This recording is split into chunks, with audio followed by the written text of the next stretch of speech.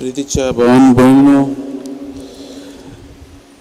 जेजूच्या काळार जेजू आयज आमकां बऱ्या गवळ्याची एक इमाज दिता. हे वाचपाचे पयलीं आमी वाचप पळयत जाल्यार तातूंत जेजू एक मनशाक बरो करता आनी तें फारिजेवांक बरें दिसना. फारिजेव जेजूचेर आनी तेचेर आड उलोवंक लागतात.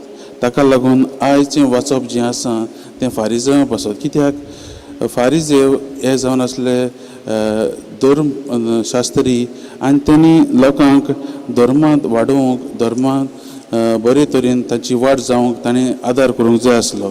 पूण ते तांचें काम सारकें करिनासले देखून जेजू आयज तांकां आपणाक एक बऱ्या गवड्या सरशी सोर करता आनी म्हणटा की आपूण जावन आसा एक खरो गवंडी आपल्या शेड्यांक राखता तसलो.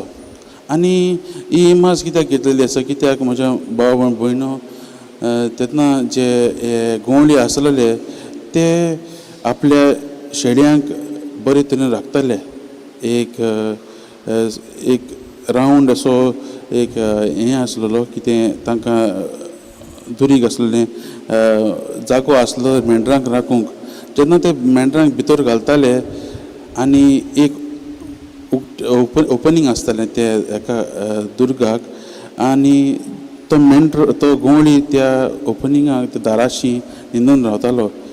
ल्हानगी येता तांकां मेंढरांक तांचे सोयरी तांकां वाडयतालो आनी आपलो जीव दिवंक तयार आसतालो. पूण तो आपले गवंडी आनी मुशारकार आसात तांचे कडेन तो सोर करता. ते जांकां कोणाक हायर केल्ले तांकां तरी दिलोलें जाल्यार ते आपणाची जिवाची पयली वाट चयताले आनी मेंढरांक सोडून दिताले. हेंच जेजू म्हणटा. जेजू ह्या फारिजेवांकूय तेंच म्हणूंक सोदता, कित्याक ते आपणाचें चिंततात. ते आपल्या शेड्यांचे लोकांचे आत्मीक वाड जावंकचे स्वातेर आपले जिविताचें आपले आख्खे कुडीचें ते चिंततात. आनी ताका लागून जेजू म्हणटा आपूण जावन आसा हो खरो गवंडी. आनी जेजू जावन आसा हो आमकां एक बरो गवंडी. म्हज्या मोगाच्या भावान भयणो, तो आमकां एक हिंड कसो हाडून दवरता. तो म्हणटा आपले आनिकूय दुसरे जायतीं मेंढरां आसात तांकांय आपूण हाडटलो. आनी हें काम आमकांय तो आज सांगता. मोगाच्या भावान भयणो, आमी जेजूची फाटलावदारां म्हणटकीर आमी एक गवळ्या भाशेन जावन, एक बरे गवळ्या भाशेन जावन दर एकल्याक आमकां एक कार्य दिल्लें आसा.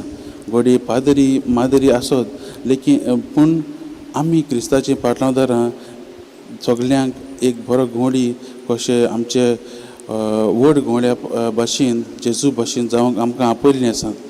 जीं मेंढरां आजून जेजूची खबर पावूंक ना तांकां आमी आमच्या जिवितांतल्यान, आमचे कोरण्यांतल्यान, आमच्या उतरांतल्यान आमी तांकां ह्या हिंडांत एकवटान हाडूंक आयज आमकां आपयल्लीं आसात. आनी हें आमी पयले वचपांत पळयता.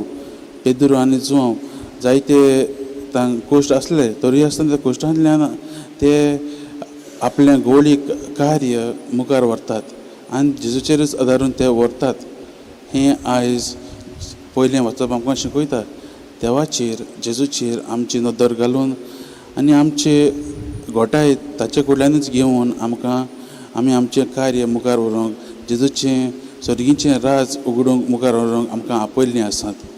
मोगाच्या भावान भयणो, आज जेजू म्हणटा तो सगल्यांक मेंढरांक हाडून एक हिंड करतलो आनी एकूच गवंडी आसतलो. आनी हें करतलें जाल्यार आमकांय आमी हें थोडे भोव आमी आमच्या जिवितांत करूंक जाता. पयलें म्हणल्यार कशें काय, आमी आमच्या कुटुंबांनी करूंक जाय. जेजू आमकां आमच्या कुटुंबांत एकठांय करूंक सोदता, एकवट हाडूंक सोदता. आनी हें एकठांयपण आमी हाडटलें जाल्यार पयलें आमी आमचे कुटुंबांत सावन आमी सुरू करूंक जाय. कशें काय, पयलें म्हणल्यार आमच्या कुटुंबांत मागणें आसूंक गरजेचें. मागण्याचो कुटुंब जो आसा मोगाच्या भावान, तो एकवटान रावता. जेन्ना घरांत मागणें जाता तेन्ना एकवटान आमी रावतात. आनी जेजू म्हणटा की आमी कुटुंबांत सावन आमचें जिवीत आमचें एकवट गोठ करुया आनी एकठांय जावुया. दुसरें म्हणल्यार पवित्र पुस्तक हें जावन आसा देवाचें उतर आनी हें आमी फकत केन्ना कसलो समारंभ आसल्यारूच वापरचें न्हय म्हूण पूण हें जावंक जाय आमच्या दिसा दिसपट्टो गिराज. पवित्र पुस्तकांतलें आमी आमचें देवाचीं उतरां आयकून आमच्या जिवितांत लावन आमी आमच्या जिवितांत वाड करूंक गरजेची आमच्या आत्मीक जिविताची. आनी तेंय जावन आसा एक आमचो एक आदार आमकां एकवट हाडूंक एकठांय एक हिंड कसो करूंक आमी पवित्र पुस्तकाक आमी आमचें जिवीत सारूंक जाय. दुसरें म्हणल्यार फिरगोजेंतल्यानूय आमी एकवट हाडूंक शकतात. आमचे फिरगोजेन जायते आमचे फुडारी आसात ते जायते आमकां कार्यावळी आमकां दवरतात आनी ह्या कार्यावळींनी भितर सरूंक आयज जेजू आपयता. मोगाच्या भावान भयणो फिरगोजेन जायत्यो आमी एक्टिविटीज करतात आनी ह्या एक्टिविटीजांत भाग घेवन आनी एकामेकाचो दुसऱ्याचो संबंदान रावून एकवट घडोवंक आयज आपयता. फिरगोजेंतूय जायत्यो संस्थाय आसात, जायते कमिटीज आसात. तसले कमिटींत भाग घेवन आयज आमी आमच्या जिवितांत एकवट हाडूंक आनी एकठांय जावंक आपयतात. समाजांत तिसरें म्हणल्यार समाजांतल्यानूय आमी आमचें जिवीत आमी जावन आसा समाजीक लोक. समाजांतल्यान जायत्यो वस्तू घडून येतात आनी हे समाजीक समाज जायते वायट जातात त्या वायटांचेर आमी आमचो तोकूच घालून आमचें जिवीत सारून आमी जायतो एकवट हाडूंक करून येतात. जायते फावटी समाजांत एकमेकाचे भेदभाव नासतना दुसऱ्यांच्या धर्माचेर दुसऱ्यांचे काती जातीचेर दवरिनासतना आमी एकवटान रावंक आयज जेजू आपयता. मोगाच्या भावान भयणो दर एकल्याक क्रिस्तांवाच्या पाटलावदाराक हेंच एक कार्य दिल्लें आसा जें जावन आसा एक हिंड हाडूंक आनी आमी जेजूक आमच्या जिवितांतल्यान दुसऱ्यांक पावोवंक आमी जावन आसा दुसरी आमच्या जिवितांतल्यान दुसरो अनदर क्रायस्ट म्हणटात आमी इंग्लिशीन तें जावंक आमकां आपयल्लें आसा. जेजू आमकां आयज ह्या बऱ्या गवळ्याची उदाहरण दिता, बऱ्या गवळ्याची इमाज दिता. कित्याक बरो गवळी आपल्या शेड्यांक राखता आनी तेच परीन आपलो जीव दिवंक तयार आसा. आमी आमच्या जिवितांत जायते फावटी देवाचें हें कार्य आमकां दिलेलें आसा तें केलां काय होच प्रस्न आमी आमच्या मनांत हाडुया, आमच्या जिवितांत आमी नियाळ करुया. जायते फावटी आमी आमचें जिवीत जियेतात क्रिस्तांव म्हणून पूण आमी हें देवाचें कार्य करूंक फाटीं सरतात. आमकां जायत्यो वस्तू जाय, आमकां